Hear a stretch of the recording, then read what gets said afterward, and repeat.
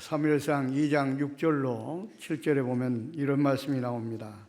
하나님은 우리를 죽이기도 하시고 살리기도 하시고 우리를 높이기도 하시고 우리를 낮추기도 하시고 부하게도 하시고 우리를 가난하게도 하시는 하나님이라고 이렇게 말씀하고 있습니다. 또 오늘 본문에 보면 여호와는 내게 복을 주시고 너를 지키시기를 원하며 여호와는 그 얼굴을 내게 비추사 은혜 베푸시기를 원하며 여호와는 그 얼굴을 내게 향하여 드사 평강 주시기를 원하노라. 이렇게 말씀하고 있습니다. 그렇습니다. 우리가 믿는 여호와 하나님은 당신의 백성들에게 복을 주시기를 원하고 계십니다. 은혜 주시기를 원하고 계십니다. 그 하나님은 절대적인 복의 권한을 가지고 계신 분입니다. 그 권한을 가진 배신께서 어떻게 하면은 우리에게 복을 줄까? 어떻게 하면은 우리에게 은혜를 베풀까? 지금도 원하고 계신다고 하는 사실입니다. 여기서 말하는 복은 물질의 복, 건강의 복, 자손의 복, 장수의 복, 명예의 복, 모든 복을 통틀어서 이야기하고 있습니다. 하나님께서 그러므로 사업도 창대케 하시면 그 사업이 창대해집니다. 하나님께서 왕성하고 번창케 하시면 왕성하고 번창하게 되어 있습니다. 하나님께서 큰 부자가 되게 해주시면 큰 부자가 됩니다. 모든 것이 하나님의 손에 달려 있습니다. 그래서 신명기 11장 26절에는 하나님께서는 우리 앞에 복과 저주를 앞에 놓고 있다고 이렇게 말씀을 하고 있습니다. 그러니까 우리가 복과 저주에 어떻게 행하느냐에 따라서 복을 받을 수 있고 어떻게 행하느냐에 따라서 저주를 받을 수 있다는 그런 말씀입니다. 그렇다고 한다면 어떻게 해야 그 하나님께서 그렇게 간곡히 우리에게 복을 주시려고 하는 복을 우리가 받을 수 있을까? 그 복의 통로가 과연 무엇인가? 오늘 여기에 대해서 우리가 살펴보려고 합니다. 첫째는 예배가 바로 은혜의 방편이요 축복의 통로입니다. 하나님께서는 예배를 통해서 우리를 만나 주십니다. 예배를 통해서 하나님께서는 영광을 받으시고 또 예배를 통해서 우리에게 은혜와 복을 내려 주신다고 하는 사실입니다. 그렇기 때문에 하나님께 드리는 예배를 소홀히 여겨서는 결코 안 됩니다. 우리 존재 목적이 뭐라고 그랬습니까? 하나님께서 영광을 받는 게, 영광을 하나님께 돌리는 게 우리가 존재하는 목적이라고 그랬습니다. 그런데 하나님께서는 무엇보다도 예배를 통해서 영광을 받으신다고 하는 사실입니다. 그래서 우리 신앙생활 가운데 물론 중요한 것들이 많습니다. 그러나 예배 또한 축복의 통로이기 때문에 너무너무나 중요하다는 것을 우리가 분명하게 알아야 됩니다. 그래서 예배에 성공하면 인생이 성공한다는 말이 있습니다. 그러므로 여러분 어떤 일이 있다 할지라도 거룩한 성일은 하나님께 예배하며 영광 돌리며 지켜야 됩니다.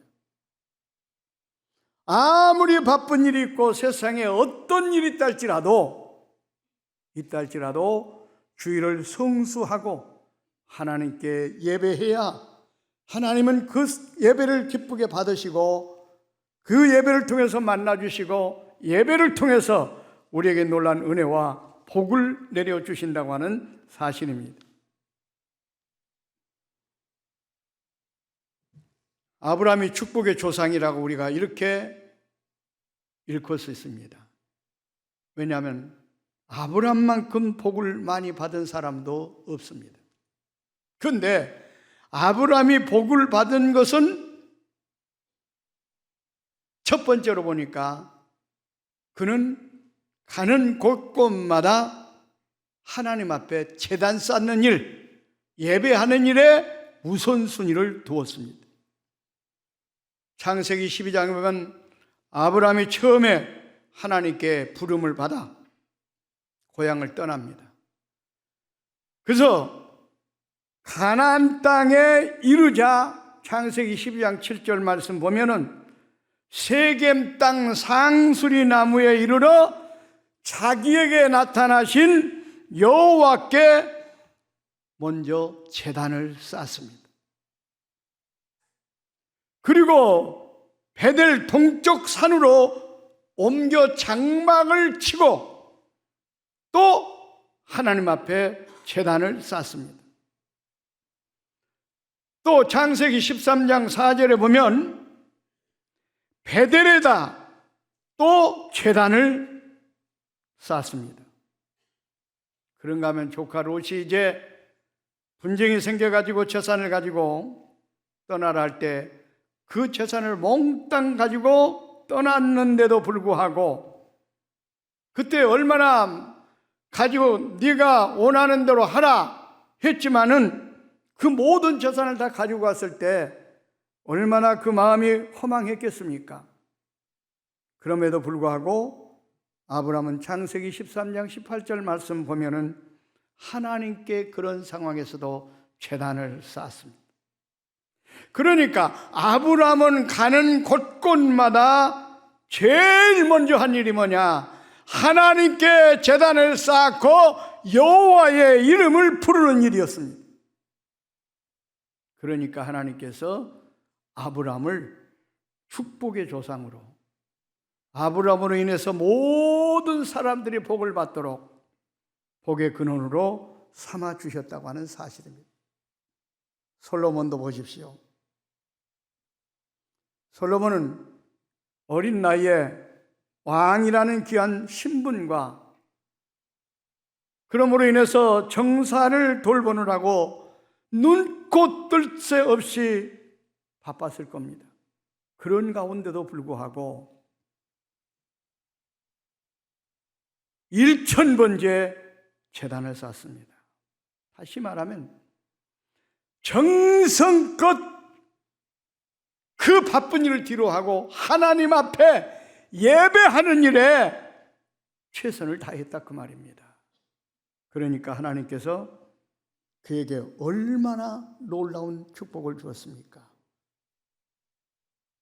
하나님께서 나타나셔서 솔로몬아 내가 무엇을 원하느냐? 나에게 구해라.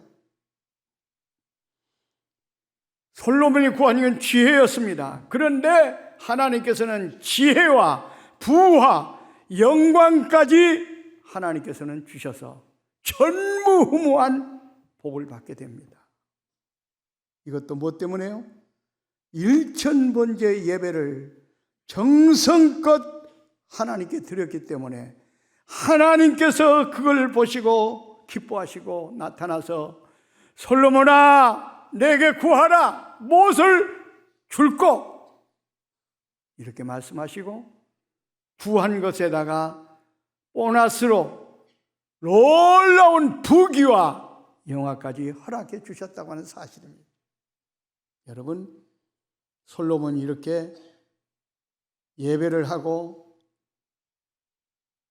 제단을 쌓고 하나님께 영광 돌릴 때는 그렇게 전무후무한 축복을 주었는데 나중에 솔로몬이 하나님께서 그렇게 놀라운 축복을 주니까 나중에는 그가 타락하게 됩니다. 타락해서 어떡합니까?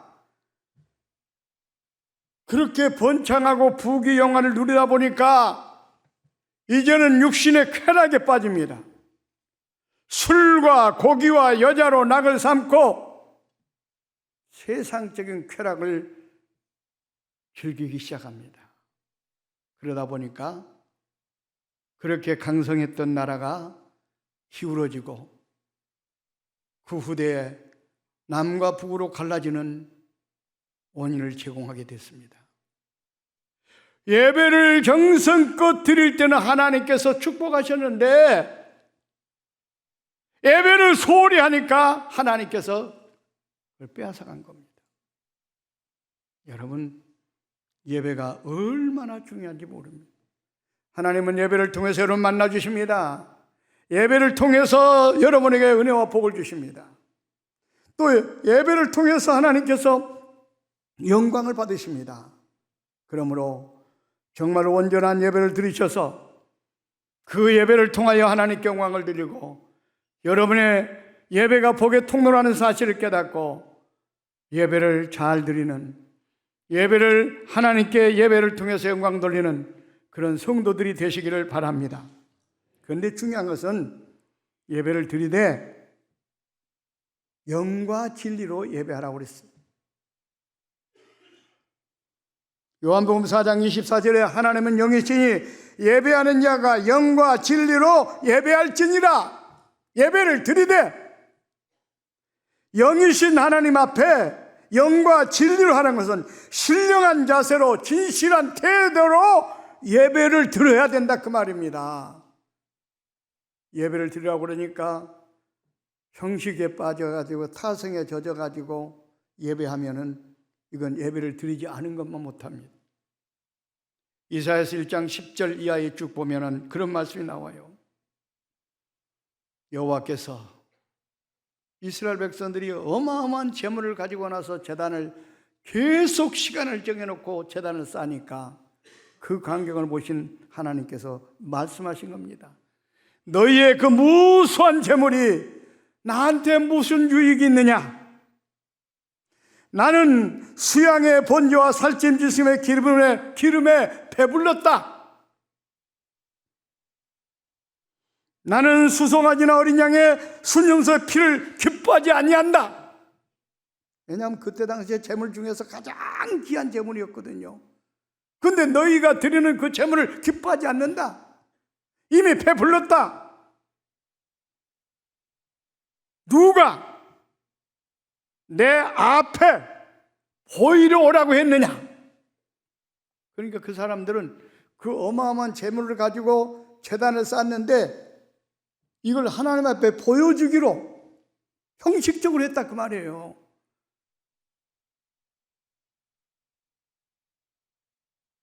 누가 그것을 원했느냐? 내 마당만 밟을 뿐이니라. 그리고 뭐라고 그러지? 13절 하반절에 가보면 너희들이 악을 행하는 것을 견디지 못하겠노라.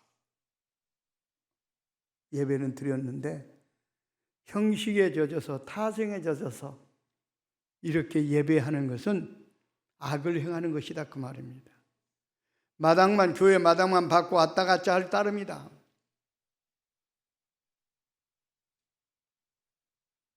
그렇기 때문에 악을 행하는, 죄를 짓는 것이 되어서 오히려 심판을 받습니다. 여러분, 우리가 예배가 복의 통로인데 예배를 요한복음 4장 24절 말씀처럼 영과 진리로 예배해야 됩니다. 거룩하고 신령한 자세로 진실한 태도로 몸과 마음과 정성을 다해서 하나님께 예배해야 하나님께서 그 예배를 받으십니다. 그 예배가 축복의 통로가 되는 겁니다. 은혜의 통로가 되는 겁니다. 그러므로 여러분, 예배의 성공자가 돼야 인생이 성공합니다. 바로 예배가 복의 통로라는 사실을 분명히 깨닫고 하나님 앞에 영과 진리로 예배하시기를 바랍니다. 로마서 12장 1절은 이렇게 말씀하고 있습니다. 너희 몸을 하나님이 기뻐하시는 거룩한 산 제물로 드리라. 이는 너희가 드릴 영적 예배니라. 이 말씀의 의미가 굉장히 깊습니다. 오늘 오전에도 말씀드렸죠. 로마서 1장부터 11장까지는 교리라고, 12장부터는 생활편인데, 생활편의 서두가 첫 번째가 뭐냐면 예배에 대해서 이야기합니다. 예배를 어떻게? 너희 몸을 산 제물로 바쳐라.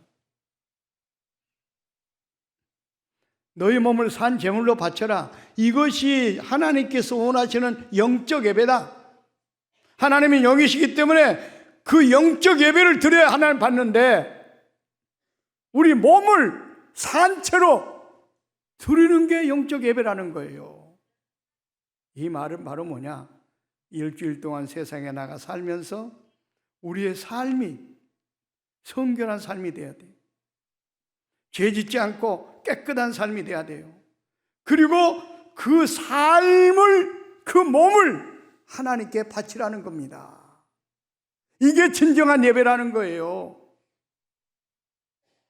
그러니까 일주일 동안 사는 삶 자체가 예배가 돼야 된다, 그 말입니다.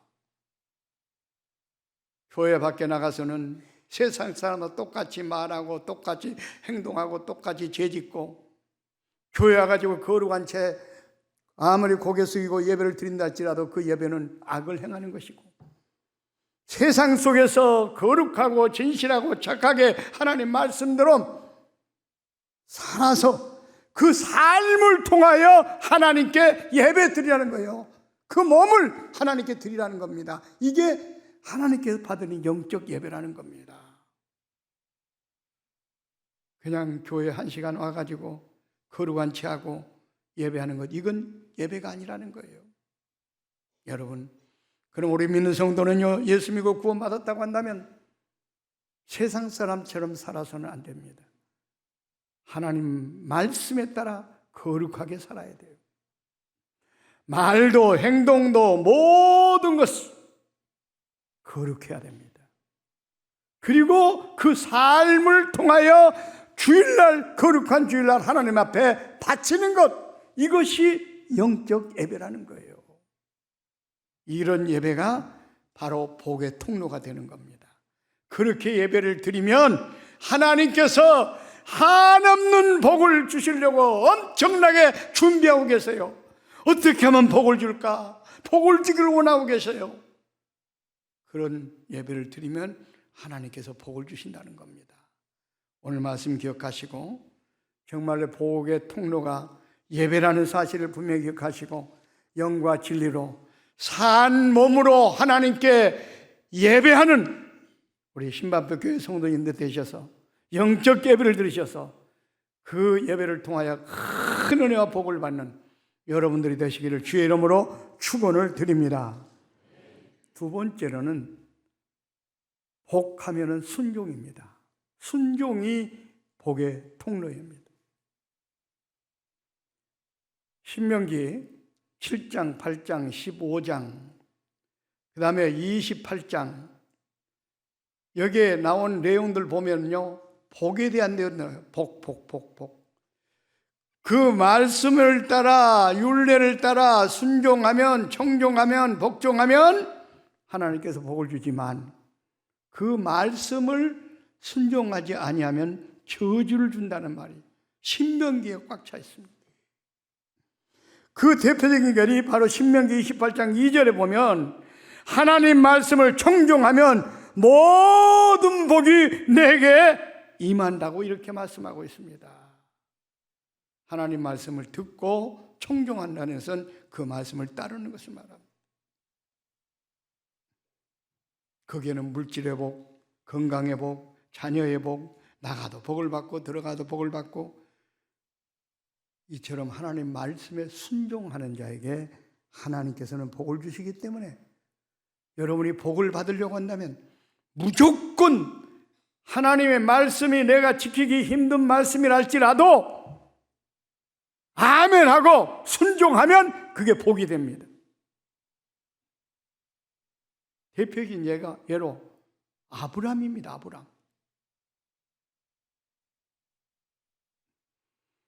아브람은요, 너는 본토 친척 아비를 떠나 내가 나게 지시할 땅으로 가라. 그 땅이 어딘지도 말하지도 않고 하나님께 그렇게 말씀했는데도 불구하고 하나님 말씀이 때문에 100% 순종하여 보따리를 싸가지고 떠납니다. 그렇게 순종했어요. 결정의 순종은 또 뭐예요? 창세기 22장 15절부터 나오는데요, 하나님께서 그 아들 하나밖에 100살에 난 아들 하나 이삭을 갖다가 모리아산에서 번제물로 바치라는 거예요. 여러분, 다른 건 몰라도 그 하나밖에 없는 그 자식을 갖다가, 물론 처불통에 난 자식들이 있습니다만은, 정말로 하나님께서 준 그 외아들을 번제물로 드리라는 거예요. 번제물이 뭡니까? 짐승의 각을 떠가지고 불로 태워가지고 연기로 하나님께 제단을 쌓는 것을 번제물이에요. 번제물. 근데 그건 뭐예요? 자기 아들을 갖다가 칼로 각을 떠가지고 장작불을 올려놓고 태워서 하나님께 제사를 드리라는 거예요. 이거 얼마나 다른 건 몰라도 하나님 다른 건 내가 다 할 수 있습니다.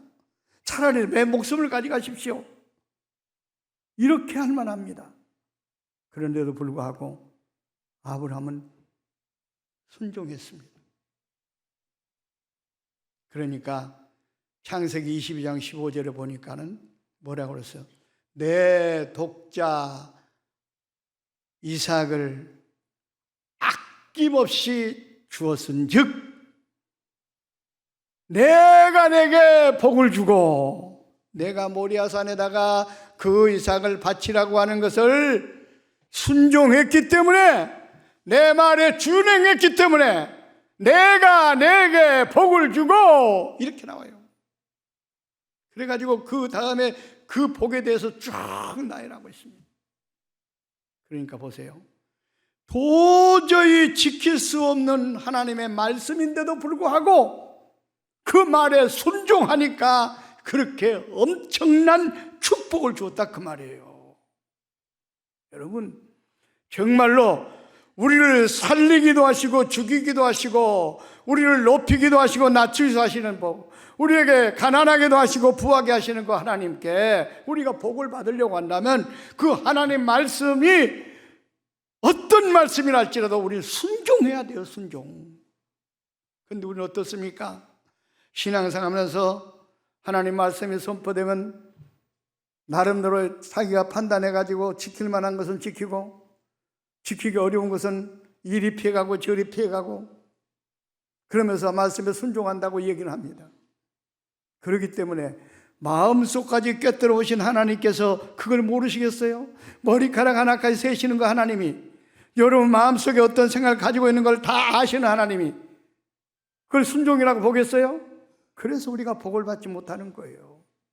진짜 순종이 복의 통로라는 사실을 여러분 기억하시고요, 하나님 말씀이 선포되면 도저히 그 말씀은 내가 지키기 힘든 말씀이라 할지라도 하나님 말씀이라면 아멘하고 순종해야 됩니다. 그러면 그것이 바로 복의 통로가 되어서 여러분이 기대 이상의 엄청난 복을 받을 수가 있습니다. 순종하시기를 바랍니다. 보세요, 이스라엘 백성들도 순종할 때 기적이 일어났습니다. 가나안 땅을 향해 가는데 요단강이 딱 가로막고 있습니다. 그때 하나님께서 여호수아를 통해 가지고 법궤를 맨 제사장들을 앞장서서 그 물속을 들어가라는 거예요. 그게 하나님 명령입니다. 하나님 말씀이에요. 아니, 넘실넘실 하는 물속에 개를 메고 들어가면 어떻게 돼요? 빠져 죽을 수밖에 없는 그런 상황이에요. 그럼에도 불구하고 말씀에 순종하여 발을 내딛는 순간 요단강이 쫙 갈라졌어요. 여러분, 그것은 아니되옵니다 하고 순종하지 않았으면 그런 기적이 일어났겠어요? 순종할 때 그런 기적이 나타난 겁니다. 그런 축복이 나타난 거예요. 또 여리고성이 가로막고 있을 때도 마찬가지입니다. 여호수아를 통해서 말씀을 줬어요. 백성들로 하여금 거기를 어떻게 해요? 제사장을 앞장 세우고 하루에 한 바퀴씩 7일 동안 7바퀴를 돌아오고 그랬어요. 그런데 한번 생각해 보십시오. 우리 인간 이성으로 생각하면 도저히 이건 말이 안 되는 얘기입니다. 무슨 다이나마이트를 주면서 이걸 폭발해라. 그러면 좀 말이 되지만은, 아니 한 바퀴씩 돈다고 그래가지고 성이 무너지겠습니까? 그런데도 불구하고 하나님 말씀이기 때문에 이스라엘 백성 순종했습니다. 정확하게 매일 한 바퀴씩 돌고 마지막 날 7바퀴를 돌고 소리를 지를 때 그 성이 완전히 무너지는 역사가 나타났습니다. 순종이 이런 기적을 만든 겁니다. 도저히 우리 이성으로 맞지 않는다고 이거 말이 안 되는 소리라고 순종하지 않았으면 그런 기적이 있었겠느냐 그 말입니다. 순종은 이런 놀라운 역사를 일으킵니다.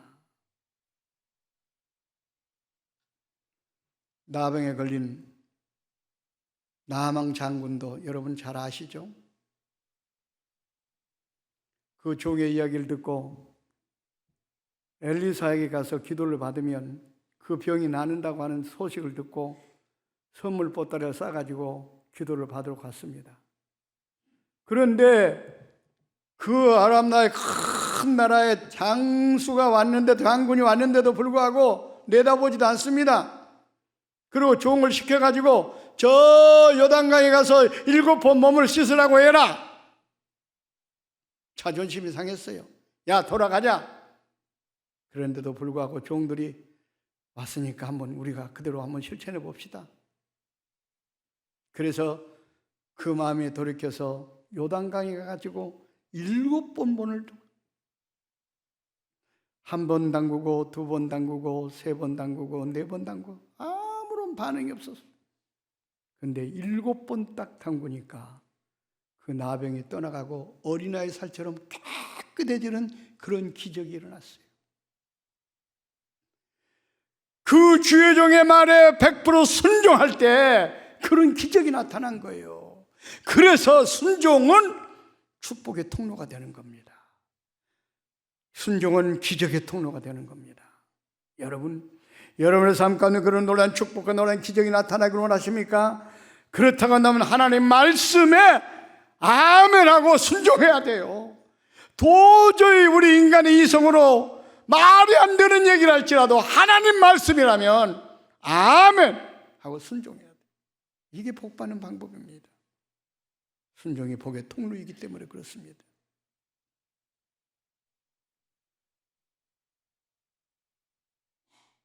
이 땅에 살아가는 삶을 치고 복받기를 원하지 않는 사람은 아무도 없어요. 특히 우리 한국 사람들은 정말 복을 좋아합니다. 다 복을 좋아해요. 그렇지 않습니까? 아마 여러분들이 기도하는 기도의 70%는 복 달라고 기도할 거예요. 그런데 그 복을 받으려면 그렇게 장장 긴 시간 동안 기도한다고 복을 주시는 분이 아니에요. 복 받을 짓을 하는 사람에게 복을 주십니다. 하나님 말씀에 순종하는 자에게 하나님께서는 복을 주신다 그 말이에요. 그러므로 여러분 늘 하나님께서 주의 종을 통해 가지고 말씀이 선포됩니다. 그 말씀은 주의 종의 말이 아니라 하나님의 말씀으로 받고 그 말씀을 무조건적으로 순종하시기 바랍니다. 내가 정말 감당하기 어려운 말씀일수록 더 큰 축복이 숨겨져 있습니다. 순종하셔서 정말로 복을 받는 여러분의 삶이 되시기를 주의 이름으로 축원을 드립니다. 그 다음에 이 복 받기를 원하시는 분들은요, 특별히 신명기를 많이 읽어보십시오. 신명기 7장, 11장, 8장, 7장, 8장, 11장, 15장, 28장 다 이런 내용이에요. 순종하면 복을 받고 불순종하면 저주를 받고. 세 번째로는 11조가 복의 통로입니다.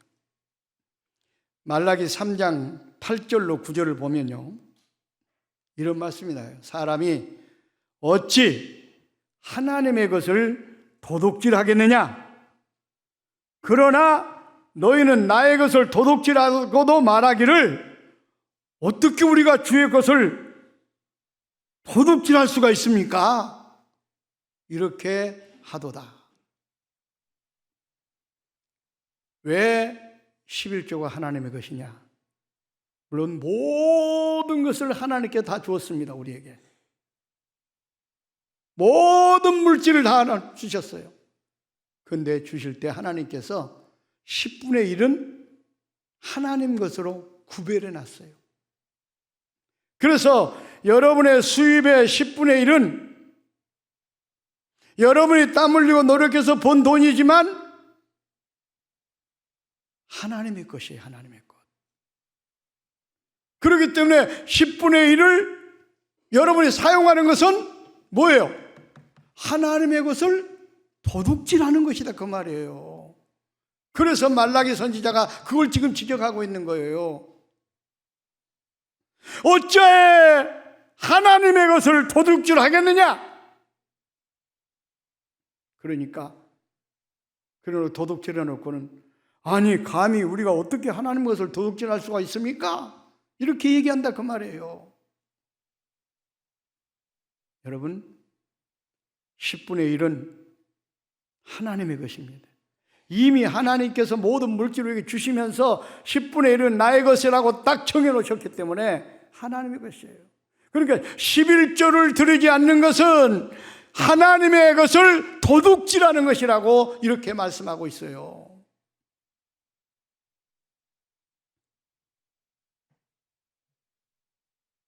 이는 곧 11조와 봉헌물이라. 너희 온 나라가 나의 것을 도둑질하였으므로 너희가 저주를 받았느니라.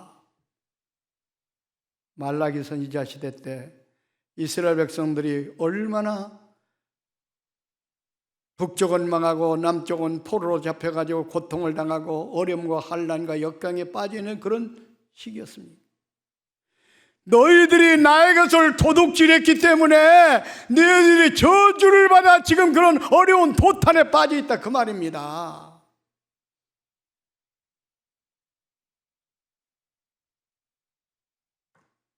그러면서 그 다음에 이어지는 말씀에 보면은 뭐라고 말씀하고 있습니까?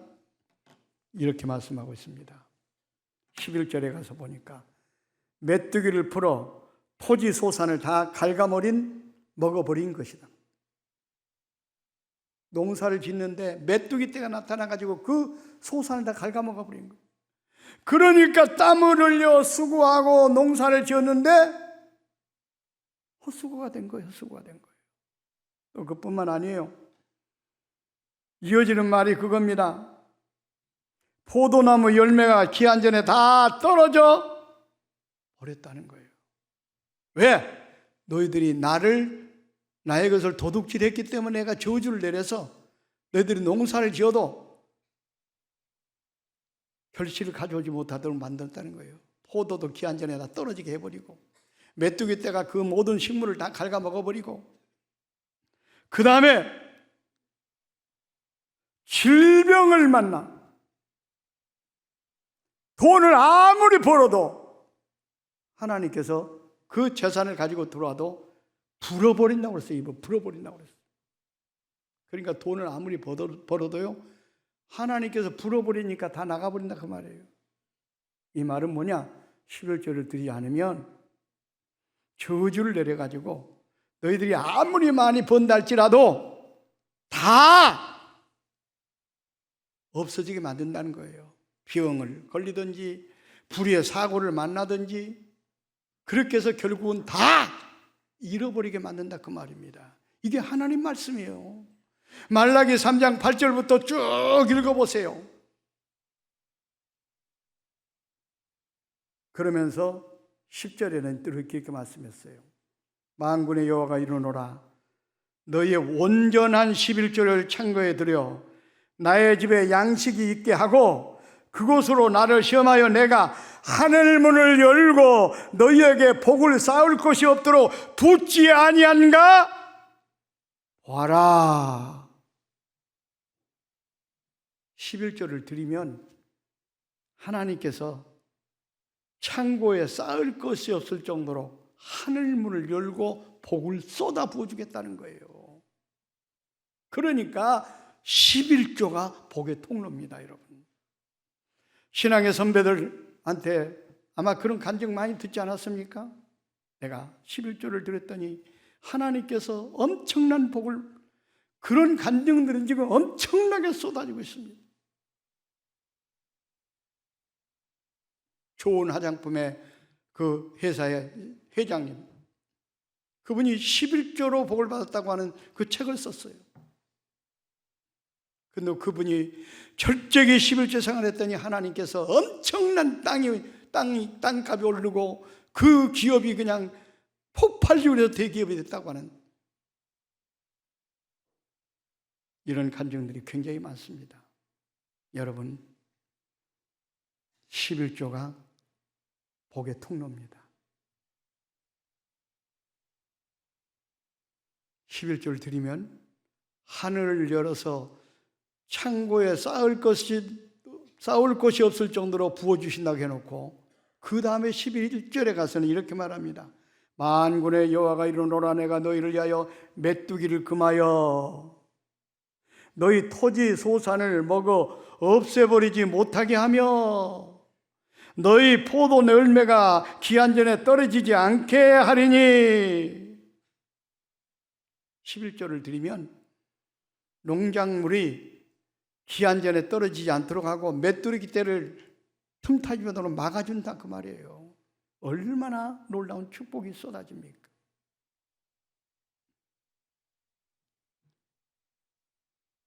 이것을 목사가 무슨 헌금이나 강도하는 걸로 이렇게 치부하고 듣는 사람은요, 복을 못 받습니다.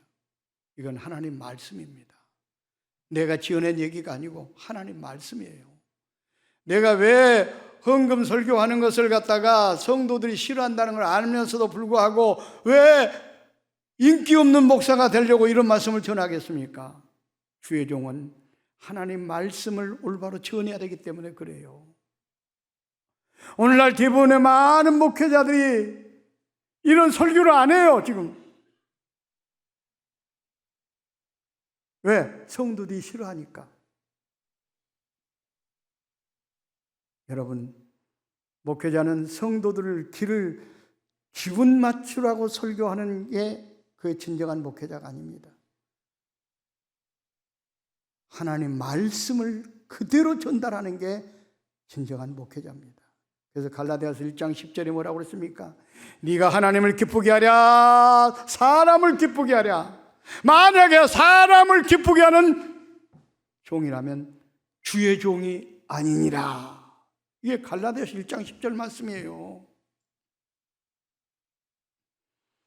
주의 종이기 때문에 이렇게 많은 사람들이 부담을 느끼고 듣기 싫어하지만은 이것이 바로 복받는 방법이기 때문에 여러분들에게 가르쳐 드리는 거예요. 여러분 정말 복받기를 원하신다면요, 철저한 11조 생활하세요. 철저하게 11조 생활해요. 11조를 안 바치는 것은 하나님의 것을 도둑질하는 것이라고 성경에 말하고 있어요. 아니, 하나님께서 복을 주시는 분인데 자기 것을 도둑질하는 도둑놈한테 복을 주시겠어요? 우리를 죽이기도 하고 살리기도 하시는 분이고 우리를 가난하게 하고 부하게 하시는 그 하나님께서 아니 당신 것을 도둑질하는 그 도둑놈한테 복을 주시고 우리를 높여주시겠느냐 그 말이에요. 여러분, 이 하나님의 말씀을 정말 잘 듣고 깨달아야 됩니다.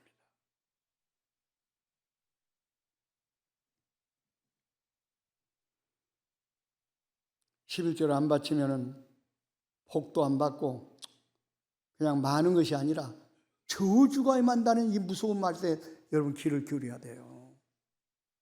저주가 임해서 여러분이 실컷 모아놓은 것, 이런 일로 저런 일로 다 허비할 일이 생긴다는 거예요. 불의의 사고를 만나든지 무서운 질병에 걸린다든지 그렇게 해서 전부 다 나가게 만들더라는 거예요. 이런 간증들이 굉장히 많아요.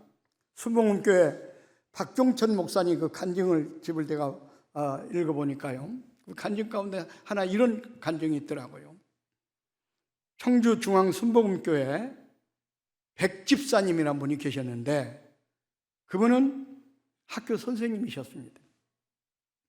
근데 그 집사님은 집사가 됐으면서도 집사가 된 지가 수년이 됐는데도 불구하고 11조 생활을 하지 않았다는 거예요. 가끔 감사금 한 번 정도 드릴 정도고 주일원금 드리고 그렇게 신앙생활을 했는데 어느 날 갑자기 전화벨이 울리는데 남편이 그냥 전화가 왔는데 큰일 났다고, 여보. 지금 아버님, 어머님이 교통사고로 지금 병원에 입원했는데 지금 큰 문제가 생겼다고.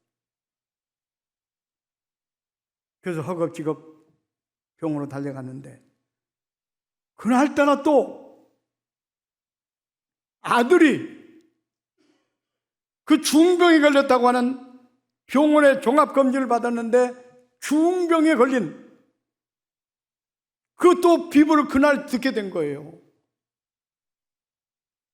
그래가지고 아니 왜 우리 집에 이런 일이 이렇게 동시에 이렇게 일어나는가. 그 집사님이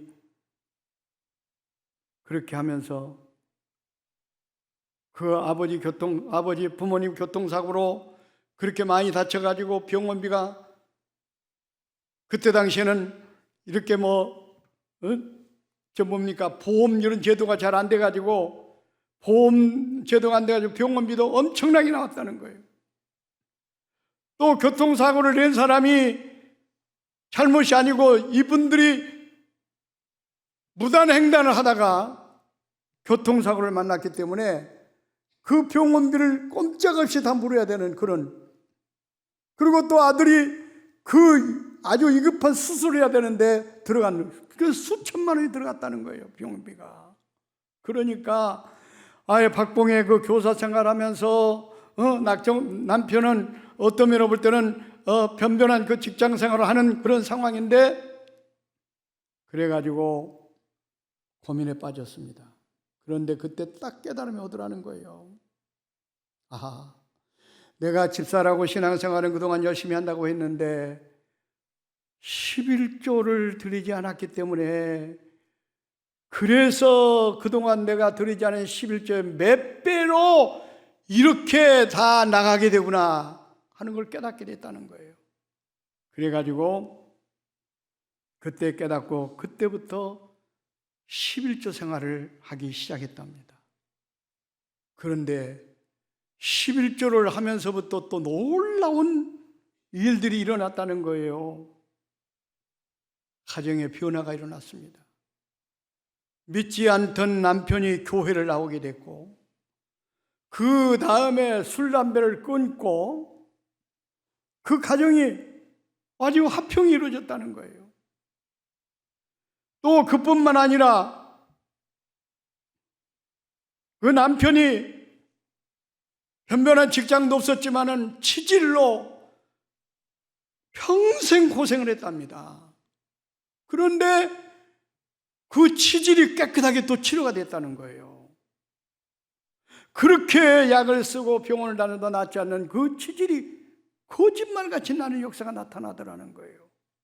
또 그뿐만 아니라 일본에 있는 아들은 대학에 또 합격을 하게 되고요. 딸은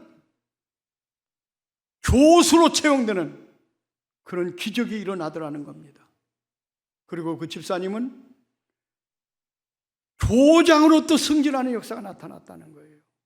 그래가지고 그분이 나중에 그것을 교회 앞에서 간증을 했다는 거예요. 야, 11조를 떼어먹으니까 그동안 바치지 않은 그 액수의 몇 배가 다 사고 처리로 병원비로 다 나가버리고 손실을 봤는데 11조 생활을 했더니 하나님께서 그것을 회복시켜 주시고 이런 놀라운 축복을 주셨다고 간증을 했다는 겁니다. 청주 순복음교회 백집산이란 분이 그 간증예배 그 얘기를 저도 읽고 상당히 은혜를 받았습니다. 여러분, 그렇습니다. 이런 간증들은 굉장히 많습니다. 여러분, 정말 복받기를 원하신다면 11조 생활을 꼭 하셔야 됩니다. 아니, 나는 11조를 했는데도 불구하고 왜 복을 못 받는 거야? 이렇게 생각하는 사람이 있을 수가 있어요. 그런데 한번 온전한 11조를 드렸는가, 이걸 살펴야 합니다. 왜냐하면 우리 교회도 보니까요, 11조 생활을 한다고 하는데 형식적으로 하는 사람들이 많아요. 무조건 수입의 10분의 1은 하나님의 것이니까 그걸 바쳐야 되는데 월급 받는 것만 딱 11조를 버리고 보너스 받는 것은 떼먹고 또 다른 어떤 부수입이 들어온 것은 떼먹고, 이거 온전한 11조가 아니에요. 집을 팔아가지고 수억에 이득을 취했으면 그것도 11조를 내야 될 거 아니에요? 그런데 대부분 보면은 장로님들, 집사님들 또 보니까는 집 팔아가지고 내가 보기에 그 매덕을 남겼다고 자기 입으로 그러면서도 11조를 안 내요. 11조를. 이거 온전한 11조가 아니에요. 그러니까 복을 받지 못하는 거예요. 오늘 분명히 말라기 3장 10절에 보면 분명히 온전한 11조를 드리라고 그랬어요. 창고에 드려 나의 집이 양식 있게 하고 그것으로 나를 시험하여 내가 하늘문을 열고 너에게 복을 쌓을 것이 없도록 붓지 아니하라 보라. 이게 중요한 거예요. 온전한 11조. 이게 중요한 겁니다. 그냥 11조 드리라고 하니까 형식적으로 드리는 그런 11조가 아니라 온전한 11조. 하나님은 다 아시잖아요. 얼마 수입이 생긴다 아시는데 그걸 하나님을 속이고 말이죠.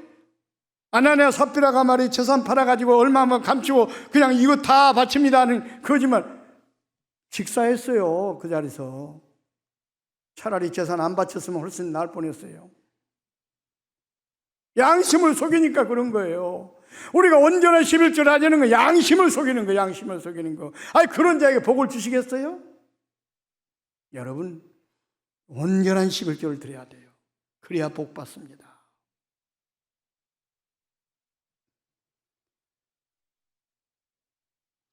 정말로 여러분 복 받기를 원한다면요, 온전한 11조를 드리세요. 네 번째로 복의 통로가 또 무엇이냐? 우리의 모든 삶의 우선순위를 하나님께 두는 것이 복의 통로입니다. 모든 물건을 살 때도 또 그림을 그릴 때도 우리가 건축을 할 때도 우선순위가 있어요. 집을 지을 때 보십시오. 먼저 터를 닦고 그 다음에 기둥을 세우고 그 다음에 어떡합니까? 벽돌을 쌓고 지붕을 씌우고 벽돌을 쌓고 그 다음에 또 미장을 하고 그 다음에 벽지를 바르고 이렇게 순서가 있는 거예요. 그런데 급하다고 터를 닦아놓고는 그냥 기둥도 안 세워놓고 지붕 먼저 씌우고 벽지 먼저 바른다고 생각합시다. 이건 집이 안 되고 엉망진창이 되는 거예요. 모든 일에는 먼저 할 일이 있고 나중 할 일이 있습니다. 우선순위가 있어요. 우리 신앙생활도 마찬가지입니다. 신앙생활도 마찬가지예요. 우선순위가 분명해야 돼요. 우선순위가 바뀌면 우리 인생도 바뀌겠습니다. 우선순위를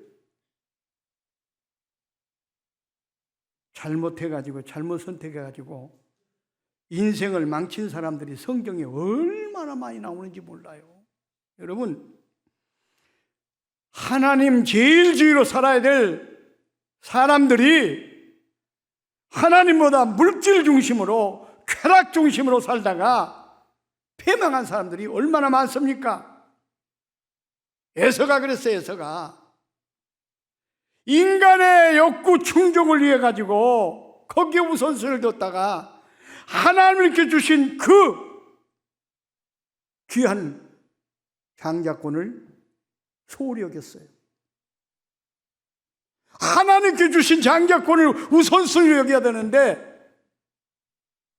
밭죽의 우선순위는 먹을 것에, 그러다가 그 인생이 망치지 않았습니까? 장자권을 빼앗기고.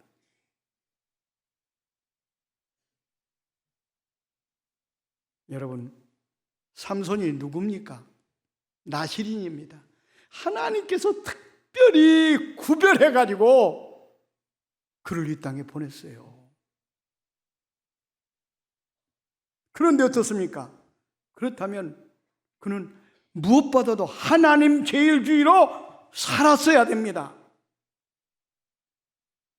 하나님 제일주의로 살 때 그를 통해서 얼마나 놀라운 기적이 나타났습니까? 역사가 나타났습니까? 그런데 그가 하나님 제일주의로 살지 아니하고 하나님 말씀을 버리고 이방 여인과 쾌락을 즐기다가 쾌락주의로 살다가 그는 패망했습니다. 여러분, 하나님께서 우리를 선택해서 자녀로 삼아주셨어요. 하나님의 자녀의 권세를 우리에게 주셨어요. 그렇다면 우리는 어떻게 해야 돼요? 하나님 제일주의로 살아야 돼요. 신앙에는. 그런데 보세요, 가룟 유다 같은 경우도 예수님의 제자면은 어떻게 해야 돼요? 예수님 제일주의로 살아야 돼요.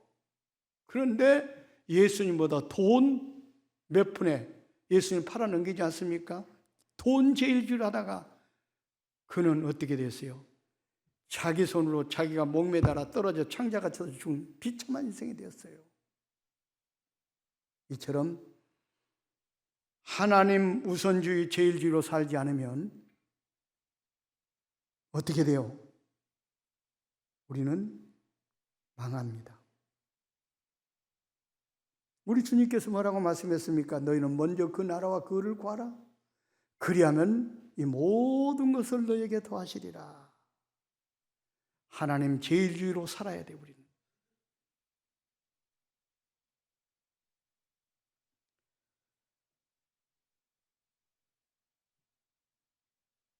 실제로 하나님 제일주의로 산 사람들은요, 엄청난 축복을 받았습니다. 이랜드 그룹의 아마 박성수 회장을 여러분들 잘 아실 겁니다.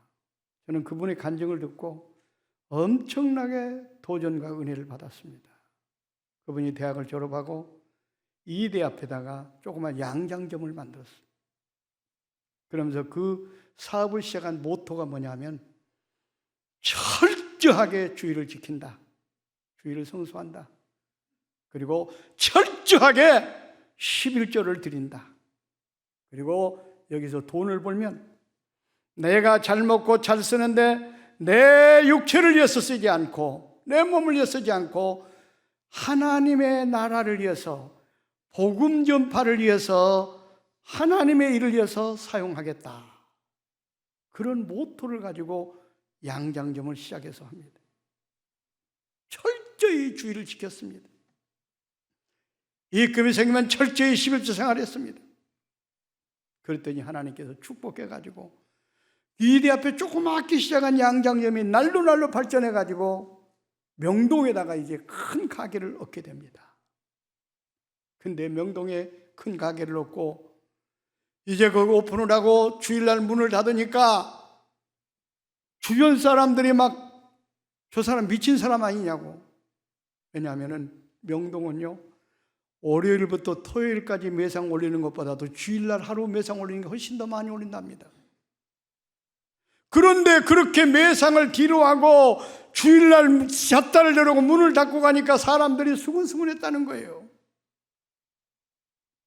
그런데 철저히 그렇게 신앙으로 하니까, 하나님 제일주의로 하니까 하나님께서 얼마나 축복을 하셨던지 제품업계에서는 지금 2등가람을 서로 할 정도로 이랜드 그룹이 엄청난 발전을 했어요.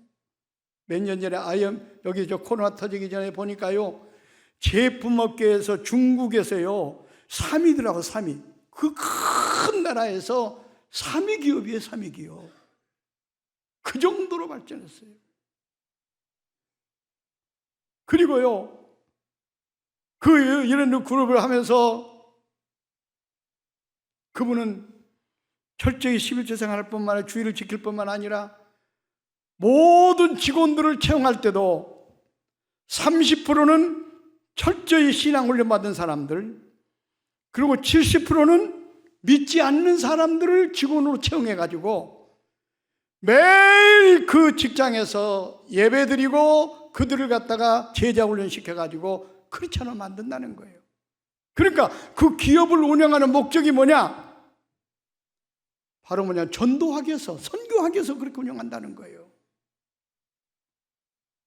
그러니까 이랜드 그룹이 유통업을 2000년 아울렛 시작해가지고도요 철저하게 문을 닫는 거죠. 주일날은. 유통업이 주일날 문 닫는다는 것은요, 이거 상상할 수가 없답니다. 그 업계에서 그래요. 상상할 수가 없다는 거예요. 왜? 주일날 가장 매상이 많이 오르는데 그 매상을 뒤로 하고 하나님 제일 지어 살겠다고 문을 닫는다는 거예요. 그러니까 하나님께서 그 이랜드 그룹이 얼마나 놀랍게 성장했는지 몰라요. 건설에도 하니까는 건설도 발전하게 됐고요, 그 다음에 또 호텔도 그냥 다 무너져가는 부도나는 호텔을 인수만 받으면 그 호텔들이 잘 돼가지고 그것도 성공을 하고, 그렇게 승승장구하는 그런 축복을 받게 된 것이 바로 뭐냐? 철저하게 주의를 성수하고 철저하게 그와 같이 11조 생활하면서 그 복음 전파를 위해서 그렇게 헌신하니까 하나님께서 그렇게 축복하셨다는 겁니다. 그런데 한때 문제가 생겨가지고 어려움을 당할 때가 있었습니다. 그때가 언제냐면 IMF가 터졌을 때 비정규직으로 어떤 면으로 볼 때는 직원들을 많이, 일자리 잃은 사람들을 많이 써줬다는 겁니다. 그런데 그 사람들이 정규직으로 안 해준다고 문제가 일어났어요. 그 문제가 일어난 원인이 또 여기에 있다는 거예요. 이 뉴코아를 갖다가 이런 데서 인수를 했습니다. 인수를 했는데 이거는 주의를 쉴 수가 없는 거예요. 거기 입점한 사람들이 주일날 우리는 문 못 닫는다. 노조가 생겨가지고 그냥 도저히 못하니까 주의를 못 지키는 그런 기업이 돼버리고 만 거예요. 그러니까 그 회장 입장에서 얼마나 어려움이 있었겠습니까? 타이어에서는 어쨌든 간에 주의를 못 지키고 주일날 문을 열어야 되는 그런 기업이 되고 만 거예요. 그것 때문에 아마 어떤 면으로 볼 때는 그 비정규직이 정규직으로 해달라고 데모를 일으키고 그래가지고 그때 굉장히 또 어려움을 당한 그런 일이 있었습니다. 사랑의 교회 장로님인데 그 노조들이 교회 앞에 가지고 막 데모를 하고 막 그래가지고 사랑의 교회 장로를 사표낼 정도로 그렇게 어려울 때가 있었어요. 그런데 그 어려울 때가 뭐냐? 철저하게 주의를 지키겠다고 했는데 괜히 뉴코아를 인수 맡아가지고 주의를 못 지키는 한 기업이 있어가지고 그런 어려움이 찾아오지 않았는가, 이런 얘기를 들었습니다. 여러분, 이처럼 하나님 제일 주의를 하는 사람들은 놀라운 복을 받습니다. 놀라운 복을 받아요. 지난 6월 달에 제가 아프리카 집회를 갔습니다. 아프리카 선교사들 대상으로, 그 다음에 아프리카 목회자들 대상으로 이제 집회를 갔는데, 그때 이제 황성주 박사하고 같이 갔습니다. 같이 갔는데, 나는 그 황성주 생식 그 박사, 그분이 또 합신을 해가지고 목사 안수도 받아서 분당에서 개척교회도 합니다만은 굉장히 그분 통해서 내가 도전을 많이 받았습니다.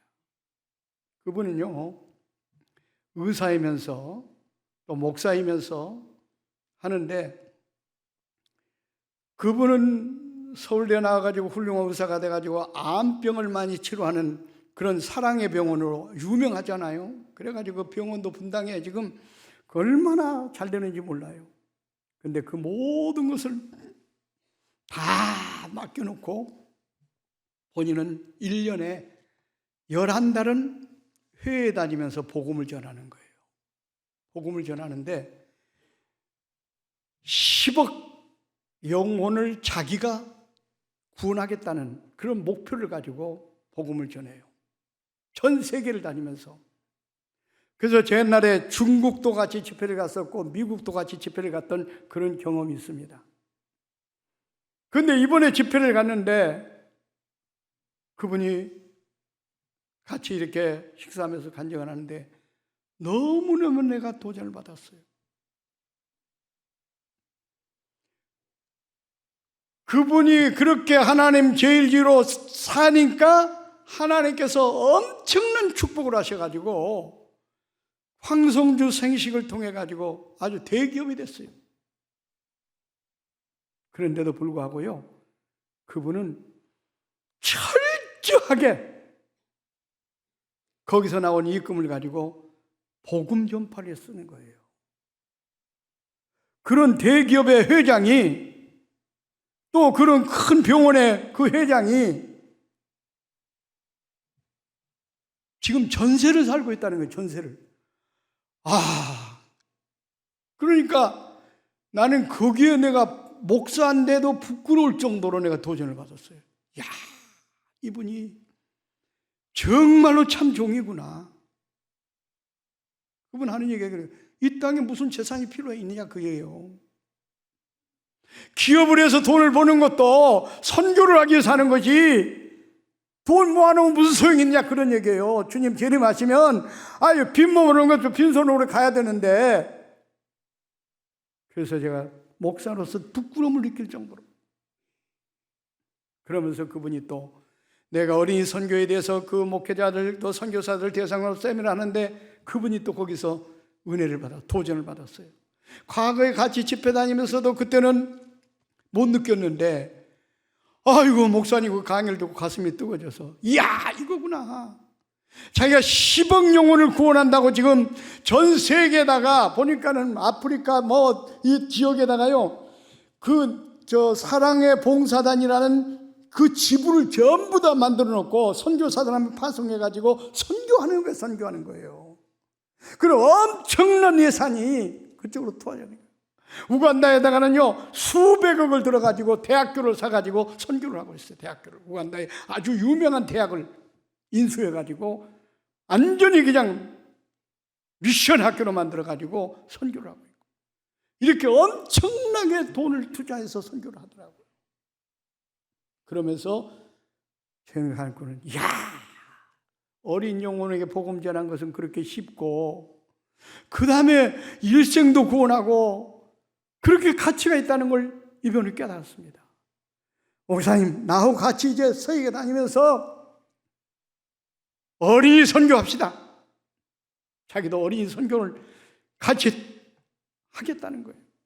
그래가지고 10억 영혼을 구원할 목표를 그 리더들하고 모아가지고 회의를 해가지고 19억 영혼을 주 앞으로 인도합시다. 그래서 제가 약속을 했어요.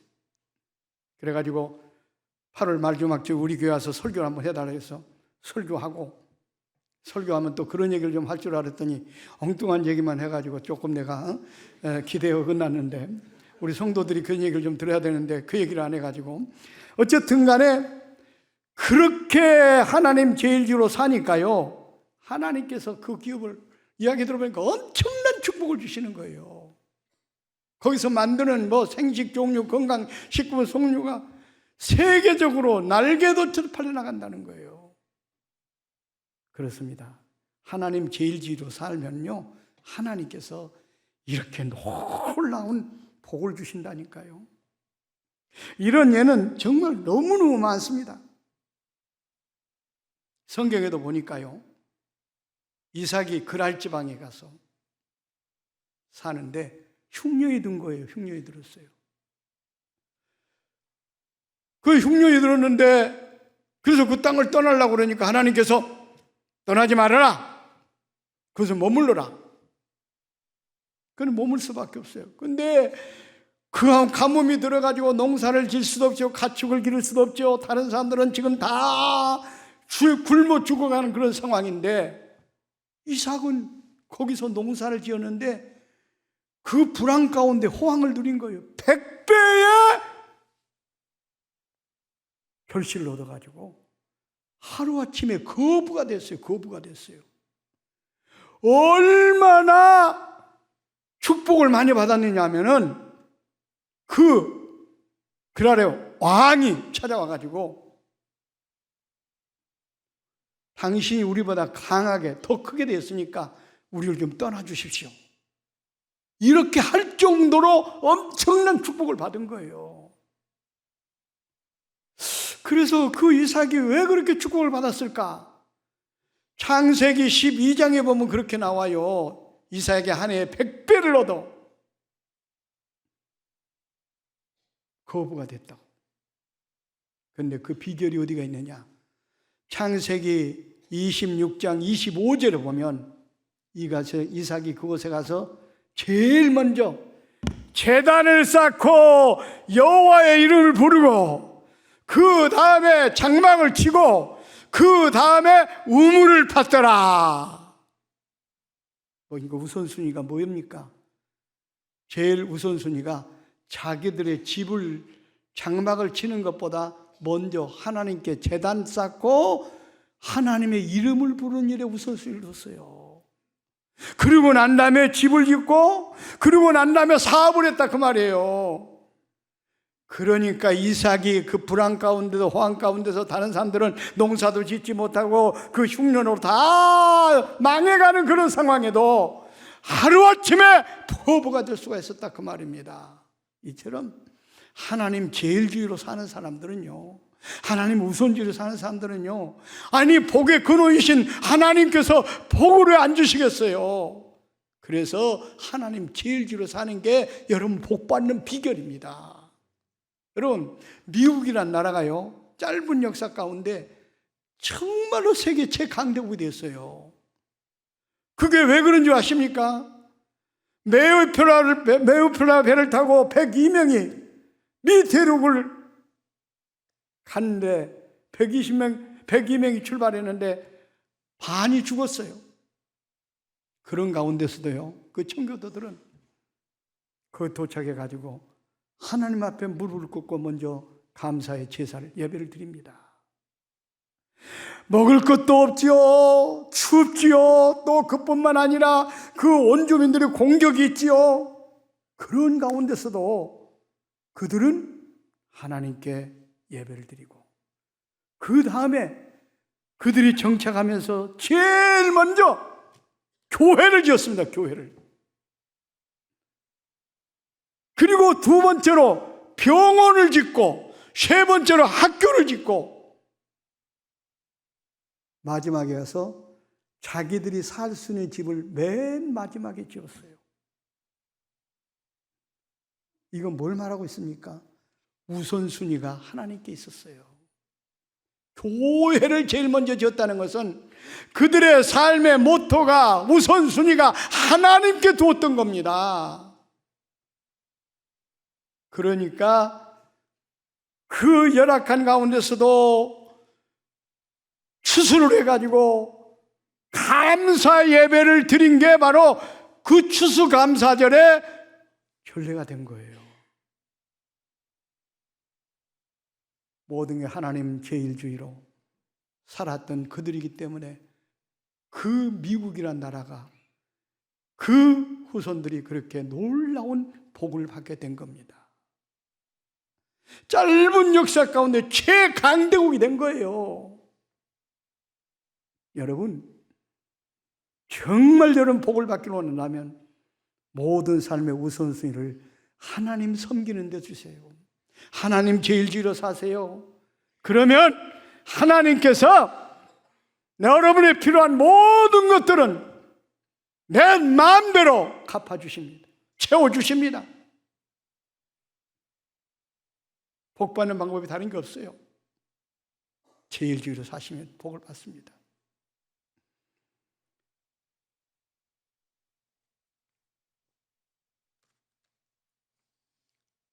그런데 우선순위로 살아야 될 사람들이 하나님 제일주의로 살지 않을 때는 아까 말했듯이 하나님께 저주를 받아요. 우리 성도들은 하나님께 선택받아 하나님의 자녀가 된 하나님의 백성들입니다. 그렇기 때문에 하나님 섬기는 일에 우리의 삶의 우선순위가 돼야 돼요. 그러지 않을 때는 저주를 받으니까, 벌을 받으니까. 왜? 하나님께서 영광을 받으려고 우리를 택하여 많고 많은 사람들 가운데 택하여 자녀 삼아주셨고 우리 인간을 만드셨는데 그 하나님 제일주의로 살지 않고 쾌락주의로 살아간다든지 돈, 물질주의로 살아간다든지 하면은 하나님께 가만 놔두겠냐 그 말이에요.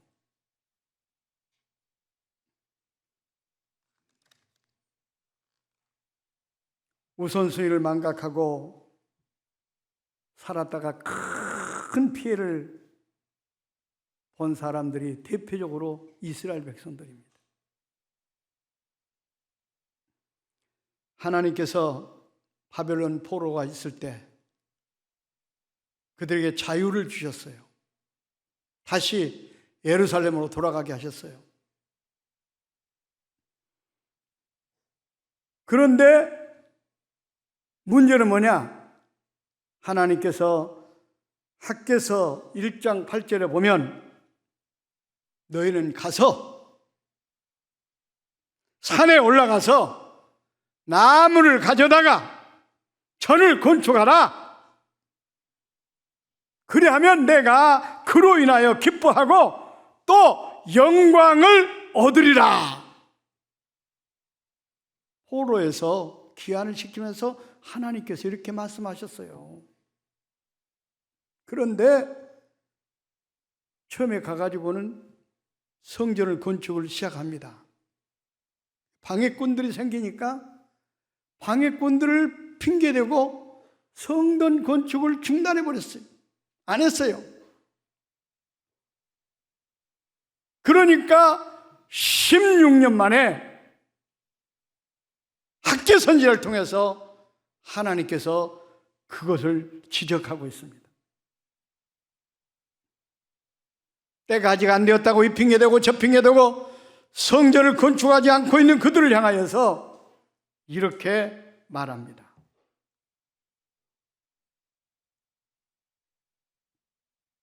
너희들은 지금 내 성전은 무너져 갔지만 너희들은 산에서 나무를 찍어다가 너희들의 좋은 집을 짓는 것은 무슨 용도냐? 내가 이제 너희들을 향하여 이렇게 하겠다. 징계를 하겠다는 거예요. 징계를. 그래서 너희들은 소득이 줄어들게 될 것이고 많은 것을 거두기를 원하는 씨를 뿌렸지만 거둘 때는 소득이 적었고 집으로 가져갔지만 모이는 것이 없도록 내가 풀어버렸다. 하늘은 이슬을 멈췄고 땅은 소산물을 제대로 내지 않았고 기근이 모든 토지 소산에 임해가여 재앙을 당하게 하겠다.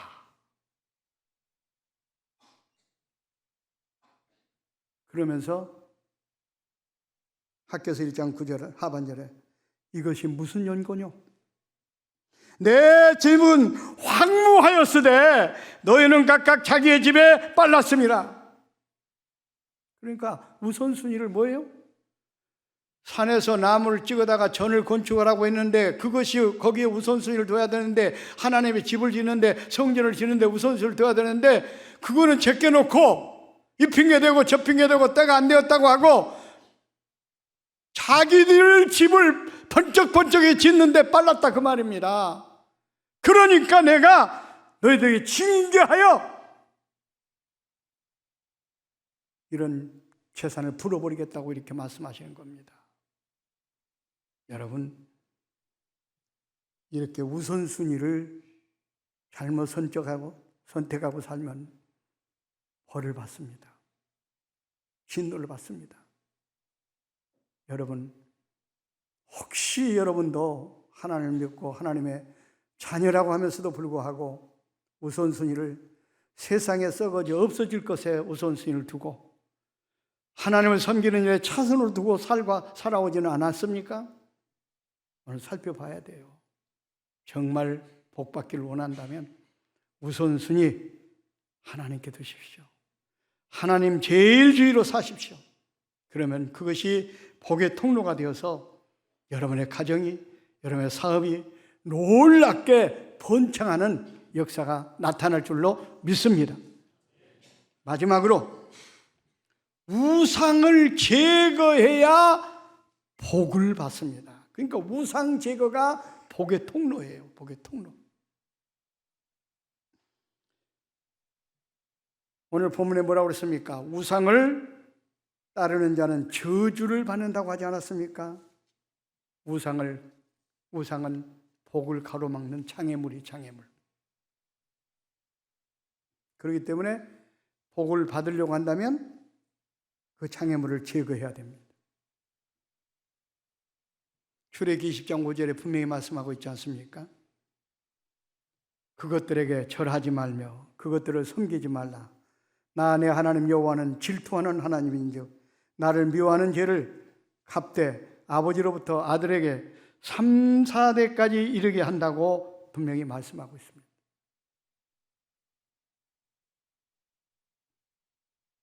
그러니까 우상을 제거해야 우리가 복을 받습니다. 아무리 복받은 일을 하고도 우상을 오히려 하나님보다 앞세우고 있으면 절대로 우리에게 복이 임하지 않는다 그 말입니다. 오히려 저주를 받게 된다 그 말입니다. 하나님은 질투하는 하나님이기 때문에 그 꼴을 못 보고 저주를 내린다는 겁니다. 그것도 3, 4대까지 여러분들을 지나서 3, 4대까지 저주를 내린다는 거예요. 열왕기하 18장 3절로 7절에 보면 이런 말씀이 나옵니다. 여호와께서 보시기에 정직하게 행하여 여러 산당들을 제거하며 주상을 깨뜨리며 아세라 목상을 찍으며 모세가 만들었던 놋뱀을 부셔버리므로 여호와께서 그가 함께 하심에 그가 어디를 가든지 형통하였더라. 이 말씀 보십시오. 우상을 제거해버리고 하나님께 나아갔더니 하나님께서 함께해서 어디를 가든 무엇을 하든 형통하였더라. 여러분, 우리가 복 받으려면 우상을 제거해야 됩니다.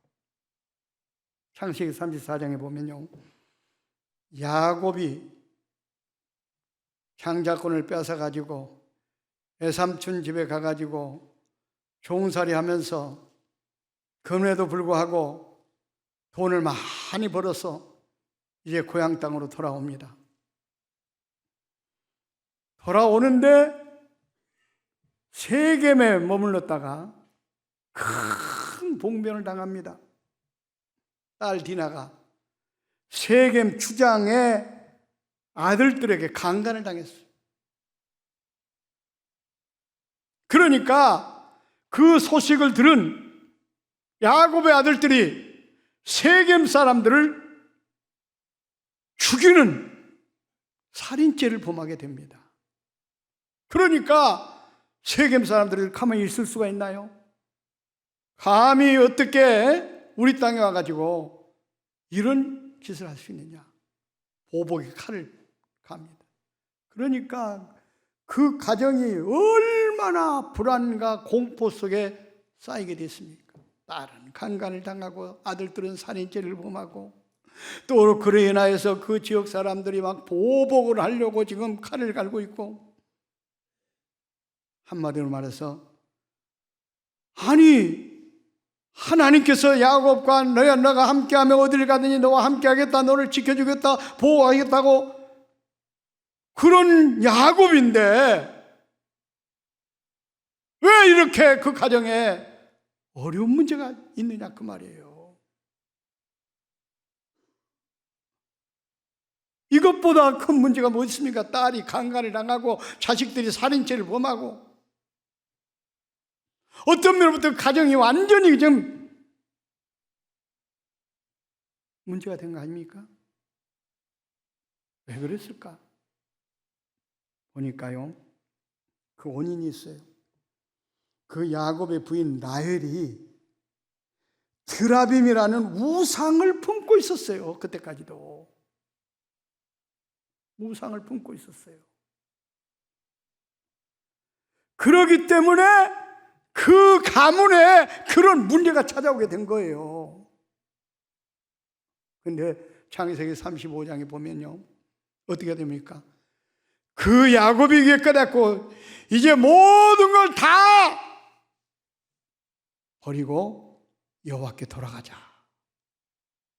우상도 버리고 모든 죄도 회개하고 하나님께 돌아가니까 놀라운 축복으로 회복되지 않습니까? 그러니까 야곱의 그런 복받는 가정에 그런 문제가 찾아온 것은 우상 때문에 그런 문제가 찾아왔어요. 우상을 제거하고 나니까 놀라운 축복이 쏟아지게 된 겁니다. 여러분도 마찬가지입니다. 하나님보다 더 사랑하는 게 우상이에요. 요즘 부모들 보면요, 자식을 하나님보다 더 사랑하는 부모들이 얼마나 많은지 몰라요. 이게 자식이 우상이 되는 거예요, 여러분. 그게 굉장히 위험한 겁니다. 하나님 질투한 하나님이기 때문에요. 질투한 하나님이기 때문에 자칫 잘못하면 귀한 자식들 생명을 가져가 버릴 수도 있어요. 과거에 보면요, 이상하게 3대 독자나 그런 애들이 이상하게 젊었을 때 어렸을 때 죽는 일이 굉장히 많았어요. 나는 그걸 뭘 느꼈느냐면, 이게 2대 독자, 3대 독자니까 그냥 자식 하나를 놓고 그냥 얼마나 우상을 하는지 애지중지하고. 그러니까요, 하나님이 질투한 하나님이기 때문에 그 생명을 가져가 버린 거예요. 저는 그렇게 생각합니다. 부부간에도요, 이상하게 금실이 싸우고 그렇게 한 부부는 오래 사는데, 이상하게 금실이 좋은 부부는 보면은 한쪽이 먼저 죽는 경우가 굉장히 많아요. 왜 그러는가? 내 생각이에요. 하나님보다 부인을 너무 사랑하고 하나님보다 남편을 먼저 사랑하니까 하나님께서 질투해가지고 가져가 버린 거예요, 여러분. 이게 근거가 없는 얘기가 아니라 성경에 근거 있는 얘기예요, 이게. 왜? 하나님보다 사랑하면 그게 우상이니까. 하나님이 질투하는 하나님이라고 그랬잖아요. 그러니까 여러분, 하나님보다 돈을 더 사랑하면 그게 돈이 우상이에요, 우상. 그러니까 하나님 앞에 헌금을 드리는 것도 말이지, 그냥 벌벌벌 떨면서 말이지. 하나님보다 돈을 더 사랑하니까 그런 거예요. 여러분, 하나님 제일주로 사셔야 돼요. 우상을 제거해야 됩니다. 우상이 여러분 복을 받는 것을 가로막고 있는 장애물입니다. 여러분 복 받기를 원한다면 하나님보다 더 이해하는 것, 하나님보다 사랑하는 것을 제거해야 돼요. 우상을 제거해야 돼요. 그래야 하나님께서 그렇게 우리에게 복을 주시려고 지금도 원하고 계시는데, 그 복을 받아 우리가 부유하고 윤택하고 행복하게 살아갈 수가 있습니다. 예, 시간이 다 돼서 말씀을 종료하려고 합니다. 우리는 무엇보다도 복받기를 원합니다. 여기 복받기를 원하지 않는 사람은 아무도 없을 거예요. 만약 복받기를 원하지 않는 사람은 정신병자일 거예요. 정신병자가 아니고 온전한 사람이라면 다 복받기를 원해요. 다 복받기를 원해요. 근데 복받기를 원한다고 복이 임하는 게 아니에요. 우리 구원은요, 하나님께서 그냥 무조건 하나님께서 주권적으로 우리를 건져주셨어요. 행위를 보고 구원을 주신 거 아니에요. 우리는 믿음으로 하나님의 은혜로 구원을 받았어요. 근데 축복은요, 우리의 행위로 받는 거예요. 아시겠습니까? 하나님께서요, 구원은 은혜로 주시지만 축복은 우리가 어떻게 사느냐, 어떻게 행하느냐, 그 행함을 보시고 복을 주신다니까요. 그러니까 오늘 말씀 꼭 기억하셔야 돼요. 복을 받으려면 어떻게 해야 됩니까? 제일 먼저 하나님 말씀에 순종해야 되고, 예배에 성공해야 되고,